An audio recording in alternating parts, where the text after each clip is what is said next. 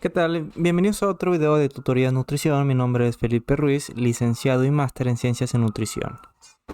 En este video vamos a abordar un tema muy importante, especialmente ahora, que es el término del año y inicio de un año nuevo, en el cual pues, siempre tenemos como propósito pues, mejorar nuestra alimentación, nuestra salud, realizar actividad física.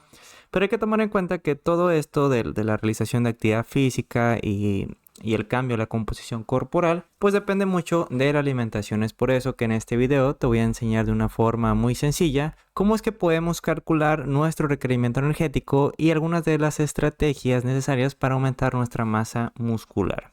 Entonces hay que tomar en cuenta que para calcular el requerimiento energético tenemos diferentes ecuaciones, así como también diferentes variables que hay que tomar en cuenta. Por ejemplo, el requerimiento energético estimado es igual al cálculo de gasto energético basal más el efecto térmico de los alimentos más el factor de actividad física. El gasto energético basal corresponde a la cantidad mínima requerida para llevar a cabo nuestras funciones vitales, por ejemplo, la respiración. Y para su cálculo tenemos diferentes ecuaciones. Por ejemplo, está la ecuación de Harris. Aquí vamos a poner Harris y Benedict, que es una de las ecuaciones que mayormente se utiliza. Y es una de las que nos enseñan en la escuela. También la ecuación de Mifflin, adecuada, por ejemplo, para personas que presentan sobrepeso u obesidad. O si nos queremos ir un poco más específicos, por ejemplo, si somos personas con un alto contenido de masa muscular, pudiéramos utilizar también la ecuación de Cunningham. Ahora, en caso también de, por ejemplo, si somos una persona que presenta un exceso de masa grasa, pudiéramos utilizar la ecuación de Harris o Mifflin, pero no el peso actual. También tenemos el cálculo de peso ideal mediante otras ecuaciones, que esto es mediante el peso teórico según la complexión, también mediante la talla del paciente. Una de las más sencillas mediante la talla. Y este peso, el peso ideal, lo podemos utilizar ahora sí dentro de la ecuación de Harris y la ecuación de Mifflin. Ahora, siguiendo con las siguientes variables, tenemos el efecto térmico de los alimentos, que es la cantidad de energía requerida para la digestión de los macronutrientes que estamos consumiendo en la alimentación. Es decir, cuando nosotros consumimos proteínas, hidratos de carbono, lípidos contenidos en los alimentos, tenemos que gastar energía para poder deshacer en sus compuestos más simples, digeribles, y así como también llevar a cabo un anabolismo dentro de nuestro organismo, metabolismo. Todo esto requiere de energía. Y eso se le conoce como el efecto térmico de los alimentos. El efecto térmico de los alimentos va entre un 6 y el 10%. Por lo general se utiliza un 10%, sin embargo esto ya depende de la cantidad de cada uno de los macros. Por ejemplo, si estamos consumiendo una dieta alta en proteínas, nuestro efecto térmico de los alimentos tiende a aumentar. Si nuestra dieta es baja en proteínas pero alto en hidratos de carbono, el efecto térmico de los alimentos tiende a bajar. Tenemos diferentes ecuaciones que podemos utilizar para estimar el efecto térmico de los alimentos según la cantidad de cada macronutriente. Porque las proteínas, si consumimos más proteínas, se requiere más energía para poder metabolizarlas, muy diferente a si consumimos, por ejemplo, hidratos de carbono, que como sabemos, los hidratos de carbono, azúcar, los carbohidratos, es un macronutriente que se metaboliza muy rápido. Entonces, finalmente tenemos el factor de actividad física y esto ya depende de la cantidad de ejercicio que realiza el paciente. Por ejemplo, si es un paciente sedentario, se le puede asignar 1.1. Si él solamente realiza pues labores diarias dentro de la casa, caminar, limpiar, es decir, algo que no requiera un aumento de energía, pues se puede utilizar 1.1. En caso de que el paciente pues haga una actividad física un poco pues más activa, se le pudiera dar 1.2 a 1.3, y si el paciente realiza actividad física extenuante, por ejemplo algún deporte, se le puede asignar un factor de actividad física de 1.5. Con estas tres variables nosotros podemos estimar el requerimiento energético estimado, así que si tú quieres realizar un plan de alimentación, ese es el primer paso que tienes que hacer. Calcular tu requerimiento energético estimado. El primer punto que vamos a abordar en este video es el gasto energético basal mediante la ecuación de Harris y Benedict. Dentro del libro del ABCD de la evaluación del estado de nutrición, tenemos diferentes ecuaciones que podemos utilizar. Entonces aquí tenemos la ecuación de Harris y Benedict, ¿ok? Entonces vamos a hacer una pequeña captura de pantalla y volvemos a la pizarra. Muy bien, supongamos que tenemos un paciente femenino en el cual presenta un peso, por ejemplo, de 67 kilogramos y una talla de 168 centímetros con una edad de 29 años. Con estos datos ya nos permite calcular el gasto energético basal con la ecuación que tenemos acá en la parte superior. Primeramente tenemos que gasto energético en reposo es igual, aquí se maneja como un reposo, pero dentro de los artículos científicos donde se analiza esta ecuación se reporta como gasto energético basal. Pero para fines prácticos no hay una diferencia significativa, prácticamente son iguales. Tenemos que es 6,55 más paréntesis 9.56 por el peso, que el peso del paciente es de 67 kilogramos. Más paréntesis 1.85 por la talla del paciente, que es 168 centímetros. Cerramos paréntesis, menos 4.67 multiplicado por la edad en años, que en este caso presenta una edad de 29 años. Entonces gasto energético en reposo es igual a 6,55 más, esta es la primera operación que tenemos que realizar, que es 9.56 multiplicado por el peso, que es 67, y nos da un resultado de 640.5. Entonces aquí vamos a poner 640.5 más, esta es la otra operación que tenemos que realizar. Aquí este es 1.85, entonces ponemos 1.85 multiplicado por la talla, que es 168, y nos da 310.8. Aquí ponemos 310.8 menos, aquí me he equivocado, tenemos que poner menos, y la última operación sería 4.67 multiplicado por la edad, que es 29, tenemos que 135.43. Entonces aquí vamos a poner 135.43.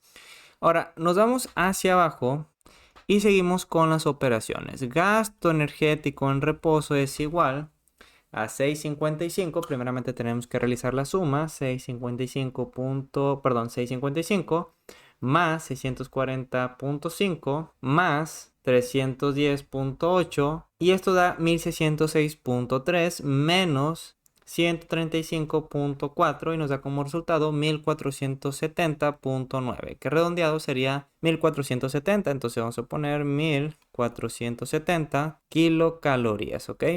Pero además de eso tenemos que tomar en cuenta que tenemos tres diferentes macronutrientes: hidratos de carbono, proteínas y lípidos, en el cual es fundamental mantener un orden, una cantidad suficiente de cada uno de estos macros para aumentar nuestra ganancia muscular.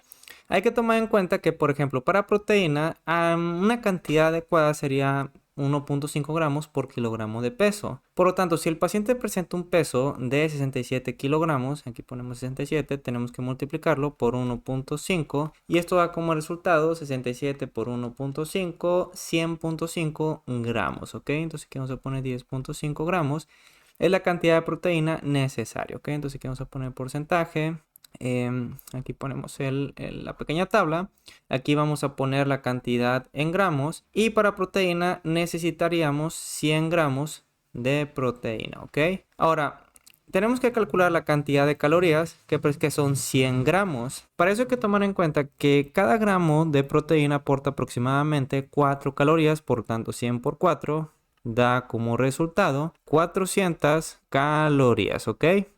Entonces aquí ponemos la tabla, ¿ok? Entonces 400 calorías.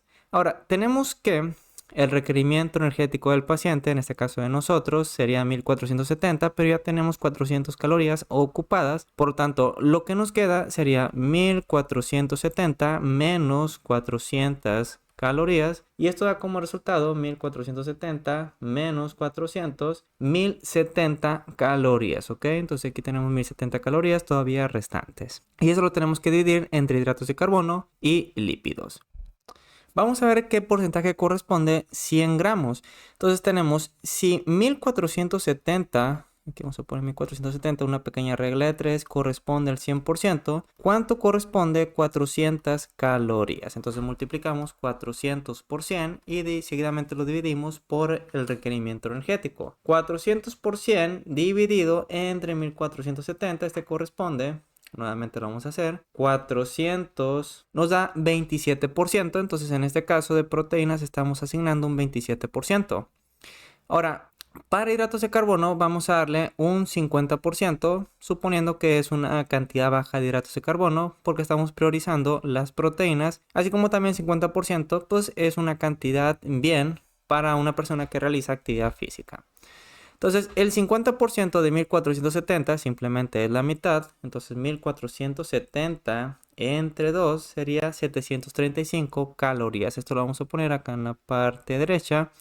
Que para calcular los gramos simplemente tenemos que tomar en cuenta la cantidad de calorías que aporta cada gramo de hidratos de carbono, que es aproximadamente 4, por lo tanto simplemente lo dividimos entre 4. Y esto es de hidratos de carbono 183 gramos, que corresponde al 50%.